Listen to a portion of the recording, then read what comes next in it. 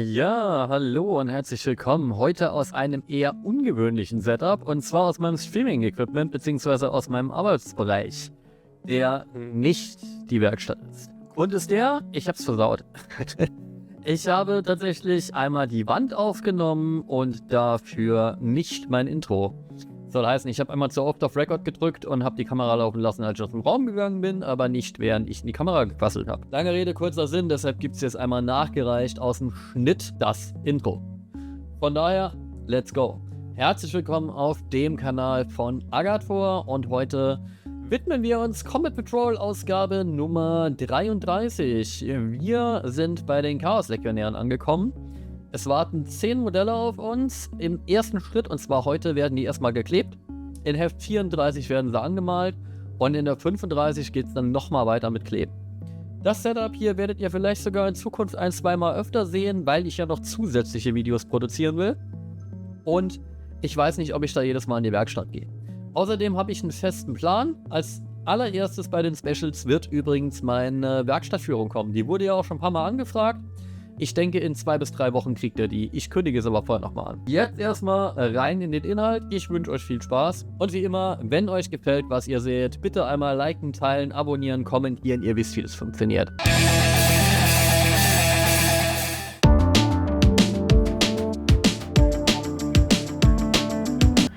Der erste Teil der Legionäre. Black Legion. Okay. Mal gucken, wie es diesmal auseinandergeht. Sieht aber schon mal ganz gut aus. Also, wir haben jetzt hier eine Bauanleitung für unsere ganzen Legionäre. Leider nicht gesteckt, sondern alle geklebt. Und du kannst die jeweilige beliebige Kombination aus Kopf- und Schulterplatten mit jedem Körper verwenden. Der Bausatz enthält mehr Teile, als du brauchst, also wundere dich nicht, wenn am Ende noch welche übrig bleiben. Also wir haben hier jede Menge Köpfe, dekorierte Schulterplatten und undekorierte Schulterplatten. Da haben wir eine ganz schöne Auswahl. Aber hier sind wir ein bisschen festgelegter. Überprüfe die Nummern der Teile sorgfältig, damit du die richtigen herausschneidest. Jeder Legionär hat quasi einen individuellen Körper, aber wir können dann entscheiden, welchen von 3 verschiedenen Köpfen kriegt er, welche von 2 verschiedenen Waffen kriegt er und dann auch nochmal welche Schusswaffen. Alles klar. Und das Ganze werden wir hier wohl sehr oft machen müssen. Ja. Rückenteile sind auch variabel. Wir bauen hier den aufstrebenden Champion. Und das hier sind dann die normalen... Nee, ich sollte erst weiterlesen. Das ist der Ikonenträger. Dann kommt hier nochmal der schwere Bolter. Ein Melter. Was haben wir denn hier alles an Truppen? War nur ein kurzes Hindernis. Jetzt kommen die normalen Legionäre. Ja. Kriegsausrüstung. Legionäre tragen immer noch dieselbe Ausrüstung, die sie schon als Space Marines hatten. Doch nach Jahrtausenden ist sie vom Chaos verdorben und verändert. Zerrbilder. Die Rüstungen der Legionäre sind mit Hörnern und Stacheln geschmückt. Verdorbene Servorüstung. Die Rüstungen der Legionäre sind grotesk und übersät mit verschiedenen Runenzeichnungen. Aber die Bolter haben sie immer noch. Boltwaffen. Einige Legionäre gravieren dunkle Runen in ihre Boltgeschosse und belegen sie zur Verstärkung mit Flüchen. Kettenschwerter haben sie natürlich auch. Viele Legionäre bevorzugen Nahkampfwaffen, um die brutalsten und ruhmreichsten Morde zu begehen. Und zum Schluss hier nochmal eine Info zu den Legionären allgemein. Chaos Space Marines führen oft schnelle Überfälle aus und stürzen sich auf den Feind, bevor dieser überhaupt reagieren kann. Okay, häufig erwähnt, hier kommt jetzt Inhalt zur Black Legion. Die Black Legion hat eine lange und brutale Geschichte im Dienst des Chaos. Aus den versprengten Verräterlegionen im Auge des Schreckens geschmiedet, bündelt die Black Legion den Zorn und die Verbitterung der besiegten Verräter und gab ihnen neue Ziele und einen neuen Lebenszweck. Jetzt wollen sie das Imperium stürzen und die Galaxis in Trümmer legen. Geil. Ich hasse es, ich hasse es, ich hasse es. Dann werden hier die Sons of Horus nochmal erklärt. Und dann einmal so die verschiedenen Truppen hier. Ein Seuchenmarine, Rubikra Marine, sorry, den kenne ich tatsächlich selbst nicht. Kornberserker natürlich. Ein Sonanz Marine ist doch eigentlich ein neues Marine, oder? Und hier der 0815 Legionär. Aber kein Chaos ohne Abaddon the Spoiler, beziehungsweise Abaddon den Vernichter. Abaddon der Vernichter ist vermutlich der berühmt-berüchtigste Chaos-Lord der Galaxis. Seit 10.000 Jahren arbeitet er unermüdlich daran, das Imperium zu unterwandern. Mit seinem brillanten Verstand, seiner immensen Macht und den Segen aller 4 Chaosgötter hat Abaddon geschworen, den Imperator von seinem Thron zu reißen und sein eigenes, neues, dunkles Imperium zu gründen. Ja, zu dem muss ich euch auch mal noch was erzählen. Kommt hier noch ein bisschen was zu Abaddon. Planetenkiller, das Schiff in Abaddons Flotte. Seine Ausrüstung, nämlich die Klaue des Horus, die hat er von seinem Chef geklaut. Das Mal des Auserwählten, das er trägt, und Drachnien, das ist das riesenhafte Schwert, das Abaddon führt. Und dann geht es hier um den dunklen Abstieg, Teil 1. Das ist eine neue Erzählung, ziemlich cool. Ich lese euch mal den Teaser vor. Das Flackern von Laserschüssen erleuchtete die Trümmer der ausgeschlachteten Kathedrale in unangenehmem Stroboskoplicht und erweckte den Anschein, als wäre die Zeit verlangsamt. Spannend, darauf freue ich mich besonders. Und hier haben wir jetzt endlich mal die Datenblätter, und zwar zu den Legionären. Legionäre sind das schwarze Herz einer jeden Überfalltruppe der Chaos Space Marines. Jeder Legionär in einer Kriegsschar ist der Macht eines Space Marine dank jahrhundertelanger Erfahrung und den Segen der dunklen Götter ebenbürtig. Ja klar, es sind ja auch Space Marines, nur in Evil. Und hier kommt jetzt nochmal ein Reiter zu den Einheiten der Chaos Space Marines allgemein, wie man die Namenstabelle verwendet, wie man die Beinamen findet. Hier Anführernamen, Einheiten, Beinamen. Und zum Abschluss haben wir jetzt hier nochmal Grundregeln, mittlerweile Grundregel Nummer 6. Und zwar, wie wir Attacken ausführen. Mehr Infos zur Ausführung von Attacken, wie wird der Schaden berechnet. Oh, das war's schon. Oh, krass. Das ist tatsächlich nochmal ein Heft, in dem wir keinen praktischen Part haben. Also, ja, zusammenkleben, aber nichts zum Spielen diesmal. Okay. Gucken wir uns mal noch die Aussicht an, auch wenn wir sie schon kennen. Und zwar im nächsten Heft ist der zweite Teil. Die ziehe ich natürlich vor zum Zusammenkleben. Brauche ich eben alle Modellteile. Ist ja klar. Dann geht es noch um die schwarzen Kreuzzüge und Waffenfähigkeiten. Und im übernächsten Teil und in der 36 haben wir dann die Havocs.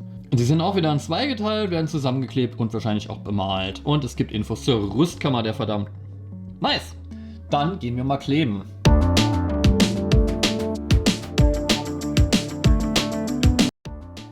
Dann will ich euch doch mal was über Abaddon the Despoiler erzählen.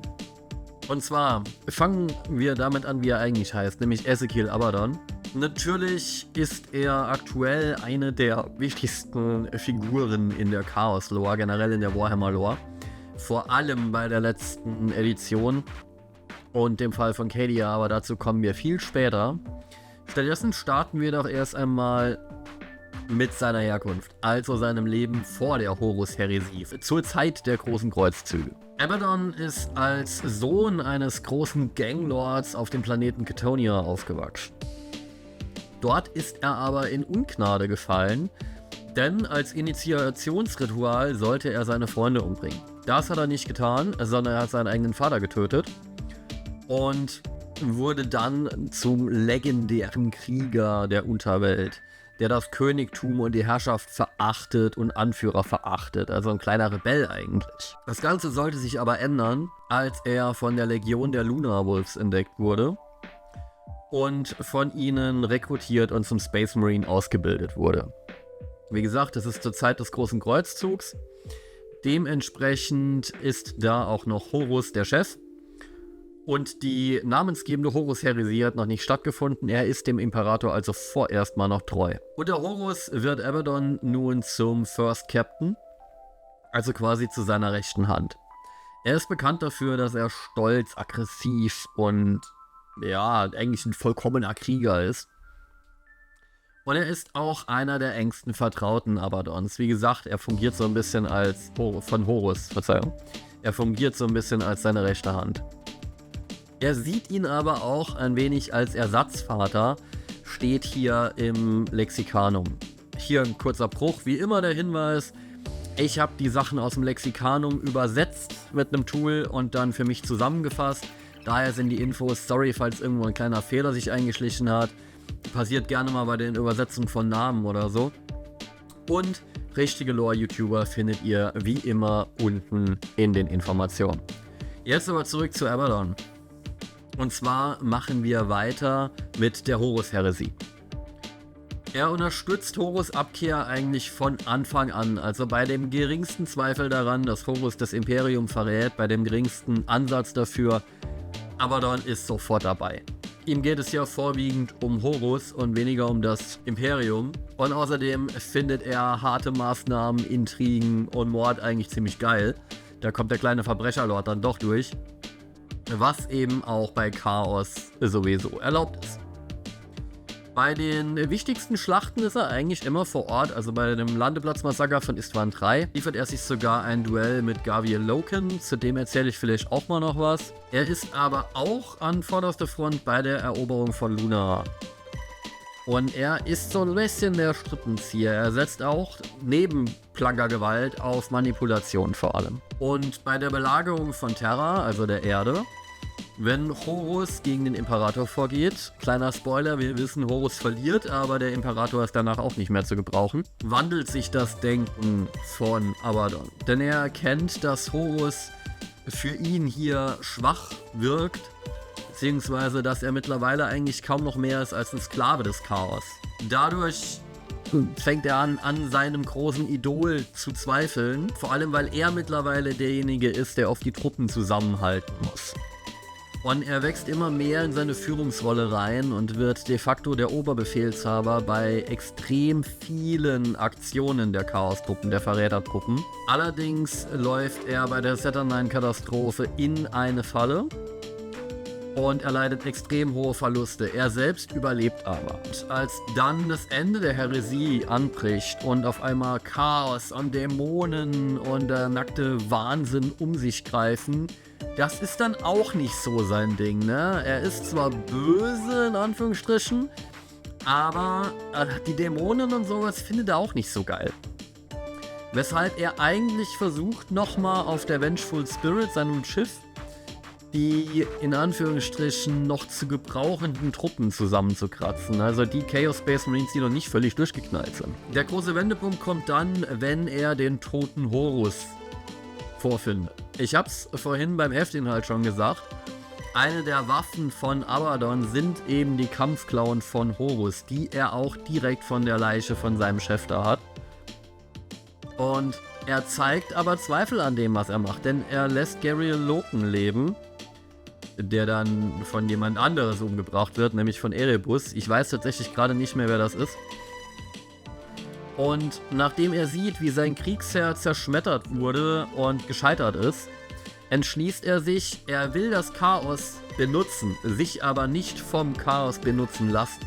Also er will das Chaos für sich einsetzen, hat aber vor, eben nicht eine Marionette zu werden, so wie das Horus in seinen Augen passiert ist. Im Endeffekt flieht er zusammen mit seinen Verbündeten in das Eye of Terror, also in den Warp. Dort kriegt er dann Selbstzweifel und verlässt die Legion, wodurch die ganzen Chaos-Legionen eigentlich verfallen und auch immer mehr dem Wahnsinn anheimfallen, weil sein Chef eben weg ist. Als er dann nochmal zurückkommt, kriegt er mit, dass Horus auch mehrfach geklont wurde, das auch an anderer Stelle vielleicht ein bisschen genauer. Er bringt dann einfach mal kurzerhand so einen Horus-Klon um und schreit ihn dann an, ich bin nicht mehr dein Sohn. Also er hat überhaupt keinen Bock mehr auf Horus. Ne? Er hat für ihn verloren und die Klone sind sowieso seiner nicht mal ebenbürtig. Stattdessen gründet er jetzt seine eigene Legion mit, wie man sagen würde, mit Koks und Nutten. Nein, aber er gründet die Black Legion. Und da wird er der Anführer. Und er will seinen eigenen Weg finden. Wie eben gesagt, er will das Chaos nutzen und ihm nicht anheimfallen komplett. Und somit quasi ein Beispiel dafür setzen, was Horus hätte erreichen können, wenn er nicht verkackt hätte. Die Legion, die neue Legion, basiert auf absoluter Kontrolle und brutalster Disziplin.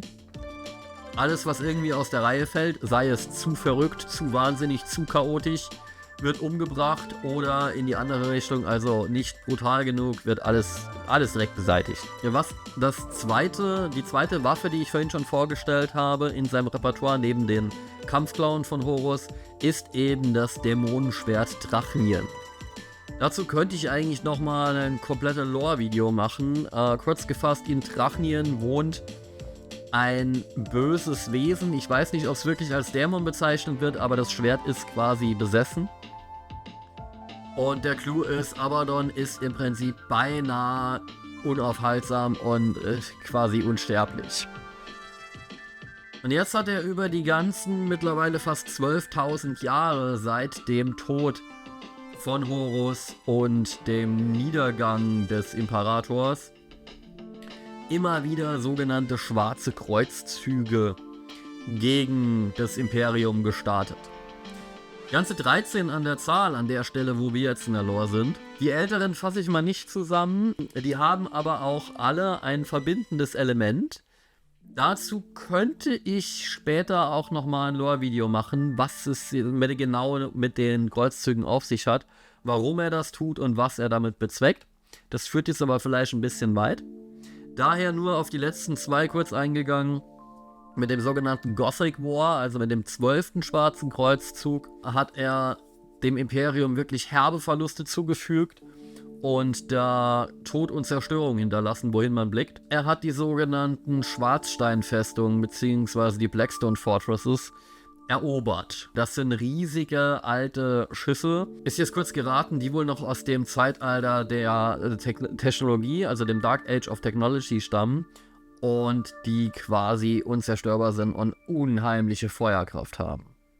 Davon bringt er mehrere unter seine Kontrolle. Die nutzt er dann später beim aktuellen 13. Schwarzen Kreuzzug, der auch den berüchtigten Fall von Cadia zur Folge hat. Und das ist, er launcht eine Großoffensive gegen den imperialen Planeten Cadia. Da kommt es auch zu Kämpfen, beispielsweise mit der heiligen Celestine, die garantiert von mir auch noch ein Lore-Video kriegt, weil sie gehört zu den Sororitas, dazu mache ich noch was. Er selbst wird bei diesem Kreuzzug schwer verwundet. Er verheizt viele seiner Verbündeten, aber er schafft, was er will, denn er zerstört Cadia und Cadia stürzt in den Warp. Wie gesagt, der Fall von Cadia. Das ist der aktuelle Stand. Abaddon lebt noch. Ich meine, er ist sowieso so ein Chaosknecht.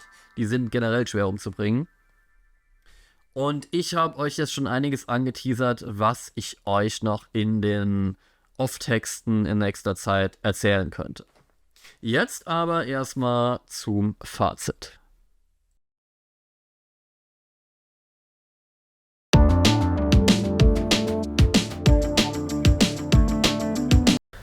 Damit hätten wir es geschafft. Ich glaube, ich habe noch nie so lange gebraucht, um 10 Figuren zu kleben. Sogar mit dem Tamira-Zement ist das ein Riesen-Act. Ich bin wirklich froh, dass ich nicht mehr mit meinem alten Uhu hier rumkleistere. Das hätte ich niemals fertig gekriegt. Während die jetzt da hinten drauf warten, grundiert zu werden, kann ich euch ja schon mal sagen, was uns als nächstes erwartet. Das nächste Heft wird wohl sehr umfangreich, denke ich mal. Das ist dann die 34, ohne Gewehr, ich weiß es gerade nicht. Das ist dann die 34. Ich muss da nämlich alle 10 von den Kameraden anmalen und das wird dauern. Ich hoffe mal, ich krieg's hin, dass ich sie wirklich alle vor der Kamera bemale, kann aber nichts versprechen. Bis dahin, lasst mir doch mal gerne ein Feedback da, wie ihr den neuen Kamerawinkel findet. Das hier ist jetzt ja das zweite Video schon, das mit 2 Winkeln arbeitet. Ich überlege noch, ob ich das Handy vielleicht woanders positioniere, sodass nicht immer meine Finger im Vordergrund sind, also meine Hände. Auf der anderen Seite hat es so ein bisschen was von POV. Finde ich gar nicht mal schlecht. Wie gesagt, gerne Feedback da lassen und ich bin in Vollproduktion für die Special-Videos. Einerseits mit den Premium-Inhalten, andererseits mit ich hole auf, was die nicht bemalten Figuren angeht und zuletzt tatsächlich auch noch mit anderen Figuren. Wir haben ja nicht nur Warhammer am Start. Ich glaube, ich lasse euch im Community-Tab demnächst mal eine Umfrage da, was ihr euch am meisten wünschen würdet als nächstes Video. Die Werkstattführung kommt sowieso zuerst, aber was ich danach mache. Entweder Premium-Inhalte oder anderes Spiel oder wir holen auf. Soweit. Kleberei. Dafür sehen die Chaos-Miniaturen richtig geil aus. Ich finde die super. Haben auch ein bisschen Varianz drin. Wir hatten auch sehr viele Teile noch übrig. Das hat mich ein bisschen gewundert. Ich habe mich jetzt hier mal an die Anleitung gehalten. Eine Sache noch, es waren 2 Fehler drin, was die Teile anging tatsächlich. Es hat zweimal eine Nummer nicht gestimmt. Einmal so gravierend, dass ich bis zum Ende warten musste, um dann zu gucken, welches Teil das jetzt war. Es ist eins dieser Rückenmodule, da steht einmal Nummer 13 dran, aber es ist in Wirklichkeit Nummer 131. 133, ich weiß es gerade nicht mehr. Es sind aber genauso viele Rückenmodule wie Figuren, von daher findet ihr es raus. Trotzdem ärgerlich. Und das andere war ein Arm, der falsch beschriftet war. Ansonsten liken, teilen, abonnieren, lasst mir einen Kommentar da, lasst mir ein Follow da. Ich finde es super, dass der Kanal wächst. Und wir sehen uns spätestens beim nächsten Video, alternativ bei Twitch. Bis dann.